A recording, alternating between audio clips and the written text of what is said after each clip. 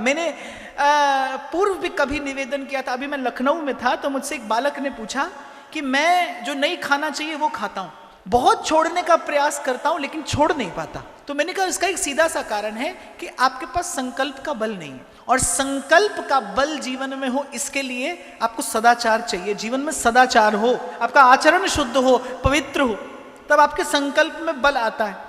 और आचरण बिना गुरुजनों के अनुशासन के कभी शुद्ध हो ही नहीं सकता। जब तक आप उच्छृंखल रहेंगे, उच्छृंखलता अर्थात मनचाहा खाया मनचाहा देखा, जब मन किया सोए, जब मन किया जगे। अब आज बड़ी परेशानी है इस बात से, क्यों जगे ब्रह्म मुहूर्त में, 4 बजे सोते हैं फिर 12 बजे जगते हैं।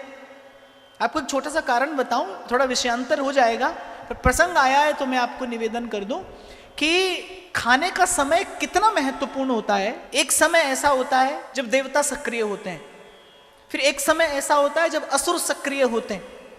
यदि आप रात के 1 बजे खाएंगे तो वो आहार देवताओं को नहीं मिलेगा, वो आहार असुरों को मिलेगा। आपके भीतर नकारात्मकता बढ़ेगी, आपके भीतर अवसाद बढ़ेगा, आपके भीतर दोष दृष्टि बढ़ेगी, आपके भीतर विषाद बढ़ेगा।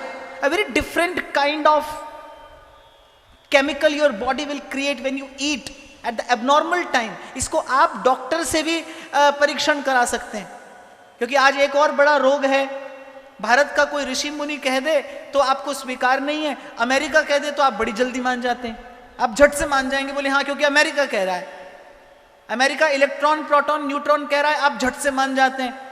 हमारा कोई ऋषि मुनि सात्विक राजसिक तामसिक कहता है तो आपको वो बासी बात लगती है, पुरानी बात लगती है। पर भाई एक बात आप कान लगाकर ध्यान लगाकर सुन लो कि तकनीक का विकास विश्व के किसी भी देश में हुआ होगा, हो रहा होगा और होता रहेगा। तकनीक का विकास कहीं भी संभव है, लेकिन अध्यात्म का बीज अगर कभी पल्लवित पुष्पित होता है तो वो केवल और केवल भारत की भूमि पर होता है, क्योंकि गंगा यमुना बहती है यहां पर, यहां की नदियों के पास, गंगा की धारा के पास नारायण के चरण कमलों का स्पर्श है, वो धारा वहां से बही हुई आ रही है। अध्यात्म का बीज पल्लवित होता है यहां।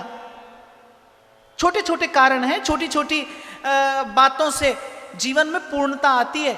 आज के लिए आप ये विचार लेकर जाना, छोटी छोटी बातों से जीवन में पूर्णता आती है, और पूर्णता का आना छोटी बात नहीं होती, पूर्णता का आना बहुत बड़ी बात होती है। छोटी छोटी बातें आपको भीतर और बाहर से सुंदर बना देती हैं, सुयोग्य बना देती हैं, पात्र बना देती हैं। छोटी छोटी बातों से पूर्णता आती है, और पूर्णता आना कभी छोटी बात नहीं होती, वो बहुत बड़ी उपलब्धि है जीवन की, उसी के लिए जीवन मिला है।